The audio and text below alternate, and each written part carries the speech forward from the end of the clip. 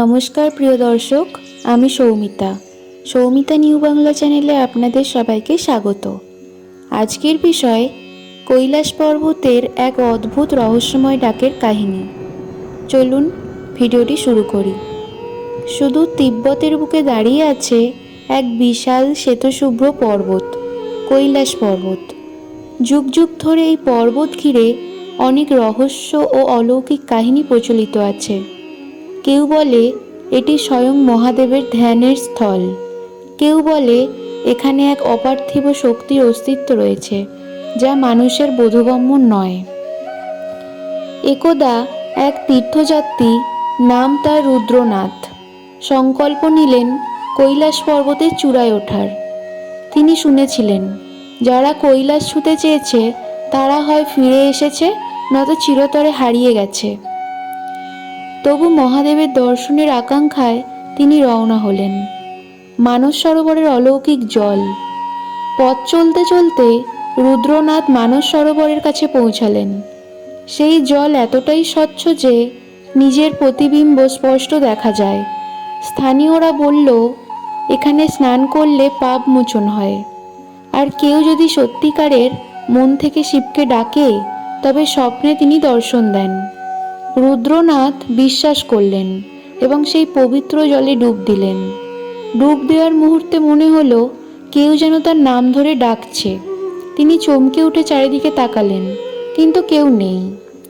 পরের দিন ভোরবেলা তিনি স্বপ্নে দেখলেন এক বিশাল শ্বেতধবল পর্বত, যার শিখরে এক উজ্জ্বল আলো জ্বলছে। হঠাৎ এক গম্ভীর কণ্ঠ শোনা গেল, মানুষের জন্য নয়, দেবতাদের জন্য এই স্থান, ফিরে যাও। কিন্তু তিনি দমলেন না, তিনি আরও উপরে উঠতে থাকলেন। কৈলাস পর্বতের পথে অলৌকিক ঘটনা। যত উপরে উঠতে লাগলেন ততই আশপাশের পরিবেশ বদলে যেতে থাকলো। প্রথমে অনুভব করলেন চারপাশে সময় যেন থমকে গেছে। বাতাস বইছে না, কোনো শব্দ নেই, এমনকি তার নিজের শরীরের ওজনও যেন হালকা হয়ে গেছে। এরপর হঠাৎ তিনি দেখতে পেলেন পাহাড়ের গায়ে এক বিশাল ছায়া পড়েছে, ঠিক যেন এক শিবলিঙ্গের আকারে। তিনি বিস্ময়ে তাকিয়ে রইলেন। ঠিক তখনই পায়ের নিচের মাটি কেঁপে উঠল। মনে হলো পুরো পর্বত যেন ধীরে ধীরে ঘুরছে। রুদ্রনাথ ভয় পেয়ে গেলেন। পাহাড় কি সত্যিই ঘুরছে, নাকি এ শুধু তার মনের ভুল? তিনি হাঁটু গেড়ে বসে মহাদেবের নাম জপতে লাগলেন। তখনই এক অদ্ভুত ব্যাপার ঘটল। তিনি অনুভব করলেন কেউ তার নাম ধরে ডাকছে। পিছন ফিরে দেখলেন কেউ নেই, কিন্তু পর মুহূর্তেই প্রবল বাতাস বয়ে গেল, আর এক প্রচণ্ড শক্তি তাকে পিছনের দিকে ঠেলে দিল। তিনি পড়ে গেলেন নিচের দিকে, যেখানে স্থানীয় সন্ন্যাসীরা বসেছিলেন।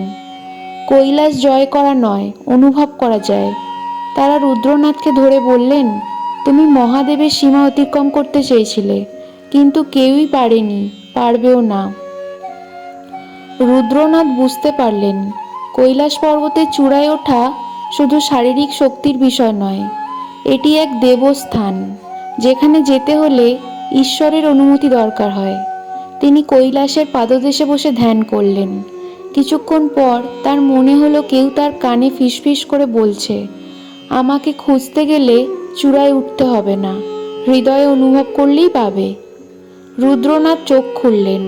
তিনি আর কৈলাস জয়ের কথা ভাবলেন না, বরং তিনি বুঝলেন কৈলাসকে স্পর্শ করা যায় না, কেবল অনুভব করা যায়। আজও কৈলাস পর্বতের রহস্য। আজও কেউ যদি কৈলাস পর্বতের রহস্য জানতে চায়, তবে সে শুধু চোখে দেখতে পাবে না, বরং মনে অনুভব করতে পারবে এক অলৌকিক শক্তি, যা কোনো যুক্তিতে ব্যাখ্যা করা যায় না। বলা হয় কৈলাসের পথে যারা প্রকৃত ভক্তি নিয়ে যান তারা ফিরে এসে বদলে যান। তাদের হৃদয়ে এক অপার্থিব শান্তি নেমে আসে। কেউ বলে তারা স্বপ্নে মহাদেবকে দেখেছে, কেউ বলে তারা এক অলৌকিক শক্তির স্পর্শ পেয়েছে, কিন্তু আসল সত্যিটা কি তা আজও এক রহস্য। প্রিয় দর্শক, ভিডিওটি আপনাদের কেমন লাগলো কমেন্টে জানাবেন, আর লাইক, কমেন্ট, শেয়ার, সাবস্ক্রাইব করে এভাবেই আমাদের চ্যানেলটিকে সাপোর্ট করে যাবেন। ধন্যবাদ।